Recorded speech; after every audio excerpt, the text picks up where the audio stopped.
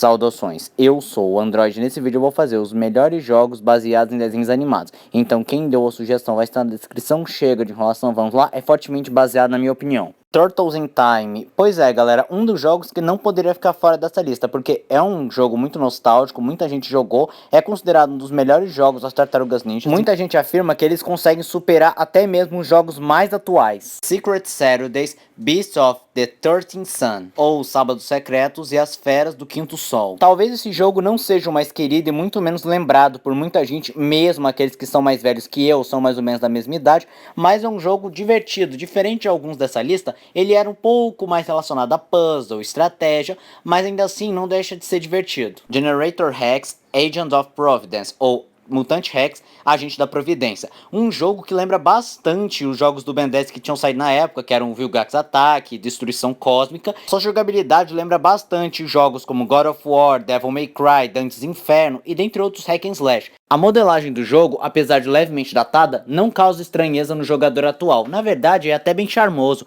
A história não é o ponto forte, sendo uma história bem simplesinha e meio previsível. Simpsons Arcade. Eu lembro de jogar bastante nos arcades que tinham esse jogo, eu lutava pra caramba, só que como todo jogo de arcade, ele tem uma dificuldade para que você gaste fichas e tenha que comprar mais para continuar o jogo. Mas ainda assim, é um jogo bem divertido, com minigames muito bons. Se você curte jogos de briga de rua, acho que vale muito a pena jogar. Tarzan do PlayStation 2. Eu sei que tem um nome próprio, só que o grande lance é que esse jogo é mais conhecido por ser do PS2. Um jogo que eu joguei pra caramba, se não me falha a memória, foi um dos primeiros jogos quando eu tinha um PlayStation 2.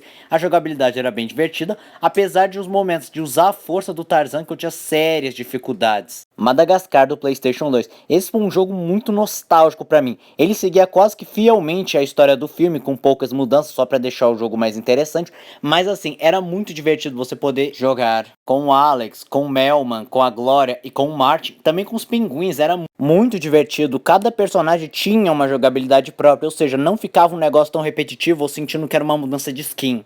Shrek the 30 ou Shrek terceiro, um jogo que eu joguei pra caramba. Claro que eu também joguei o Shrek 2 do PlayStation 2, só que assim, o 3 eu tenho uma memória bem mais afetiva porque a jogabilidade era muito melhor, os gráficos eram superiores, a história era bem mais interessante e tinha a possibilidade de você mudar de personagem, com cada um tendo uma mecânica diferente, o que tornava o jogo completamente único. Avatar, o Último Dominador de Ar. Era um jogo que, pra ser sincero, eu nunca saí da primeira fase, porque eu era bem criança e não fazia a menor ideia de como passar, mas pelo que eu já vi nas gameplays, é um jogo muito bom, com uma jogabilidade fluida, história bastante interessante, mecânica e design de produção maravilhosos, era muito bom. Nicktoons Battle for Volcano Island. Eu sei que tem outros dois jogos com os personagens da Nickelodeon juntos para combater uma ameaça maior, só que esse Volcano Island foi o que eu mais joguei e é claro que eu tenho uma memória bem mais afetiva com esse jogo, em que você basicamente jogava com os personagens da Nickelodeon, como Danny Phantom, Bob Esponja, Jimmy Turner e dentre outros personagens de apoio, como a sendo Danny Phantom, Patrick do Bob Esponja, Ben 10, Protector of Earth. Eu sei que tem outros jogos tão incríveis como Vilgax Attack ou aquele do Força Alienígena ou